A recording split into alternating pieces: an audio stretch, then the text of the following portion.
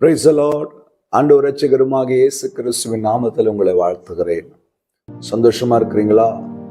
கர்த்தர் ஒவ்வொரு நாளும் உங்க கூட பேசுறாரா? இந்த ஊழியத்தை மற்றவர்களுக்கு தெரியப்படுத்துங்க. உங்களை ஆறுதல் படுத்தின அந்த வார்த்தை, உங்களை பலப்படுத்தின அந்த வார்த்தை மற்றவர்களையும் பலப்படுத்தணும் இல்லையா? ஆறுதல் படுத்தணும் இல்லையா? அநேகருக்கு இந்த ஊழியத்தை தெரியப்படுத்துங்க. கர்த்தர் உங்களை ஆசீர்வதிப்பார். சரிங்க, இப்ப நம்ம ஒரு தேவனுடைய வார்த்தையை வாசித்து தியானித்து ஜெபிக்க போகிறோம். மத்தேயு 27ஆம் அதிகாரம் 14ஆம் வசனம். அவரோ ஒரு வார்த்தையும் மாறுத்தரமாக சொல்லவில்லை. அதனால் தேசாதிபதி மிகவும் ஆச்சரியப்பட்டான்.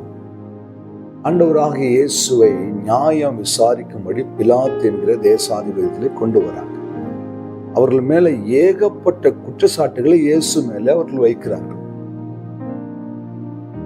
அப்போது பிலாத்து இயேசுவை பார்த்து, உங்கள் மேல இத்தனை குற்றச்சாட்டுகளை இவர்கள் வைக்கிறார்களே, இதை குறித்து நீங்கள் என்ன சொல்லுகிறீர்கள் என்று கேட்கும் பொழுது இயேசு அமைதியாக மௌனமாக அவர்களுக்கு எந்த மாறுத்துறவும் சொல்லவில்லை.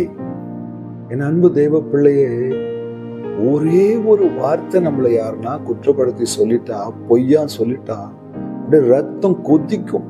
போய் அவங்கள கேட்டு, அவங்கள சண்டை போட்டு, அவங்க கிட்ட அந்த காரியத்துக்காக வழக்காடல்னா சாப்பாடு இறங்காது, தூக்கம் வராது. நான் சொல்றது எத்தனை பேருக்கு உண்மையா இருக்குன்னு தெரியும்.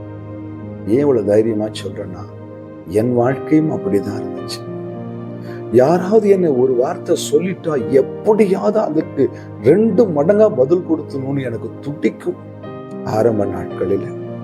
ஆனால் ஊழியத்தின் பாதையிலே கர்த்தர் என்னை நொறுக்கி உடைத்து உருமாற்றி அவர் கற்றுக் கொடுத்த ஒரு சத்தியத்தை தான் உங்ககிட்ட பேசிட்டு இருக்கேன். இப்பொழுதும் செய்யாத தவற சொல்லக்கூடிய அநேகர் இருக்கிறாங்க, குற்றப்படுத்துறவங்க இருக்கிறாங்க, உண்மையே இல்லாம புறம் பேசுறவங்க இருக்கிறாங்க, பேசிக்கொண்டுதான் இருப்பாங்க. நமக்கு தெரியும். ஆனால் யாரிடத்திலும் எந்த மாறுத்தலும் சொல்வதில்லை. ஒருவேளை நீங்கள் செய்த தப்பை ஒருவேளை ஒரு மனிதன் உங்களிடத்து சொன்னால் நீங்கள் மன்னிப்பு கேட்டு ஒப்புருவாங்கல்ல, தேவனுக்கு தெரியும்.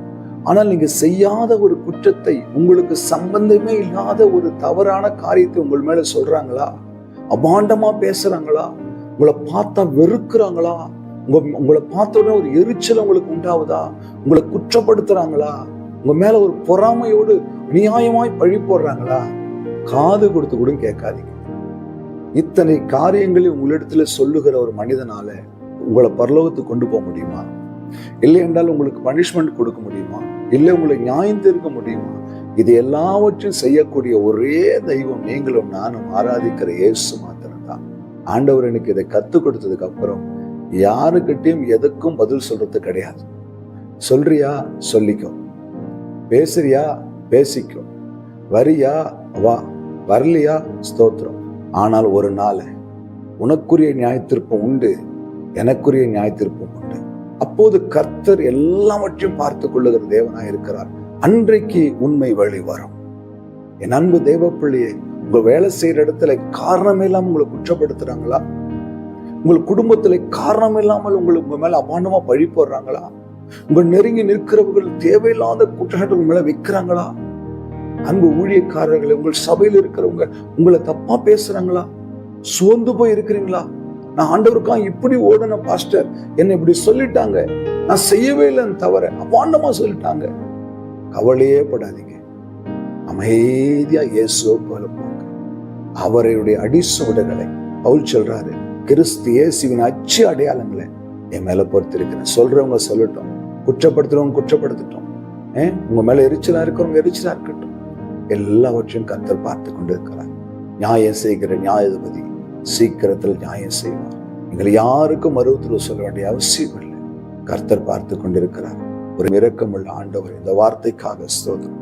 இந்த வார்த்தை கேட்கிற ஒவ்வொரு உள்ளத்திலும் பேசம்பா. எந்த வீணான காரியங்களுக்கு மாறுத்தரம் சொல்லாதபடிக்கு மௌனமாய் என் தேவ சமூகத்திலே காத்திருக்க எங்களுக்கு உதவி செய்யும். நியாயம் செய்கிறவர் நியாயம் செய்யும். இயேசு கிறிஸ்துவின் நாமத்தில் பிதாவே, ஆமென். அல்லேலூயா.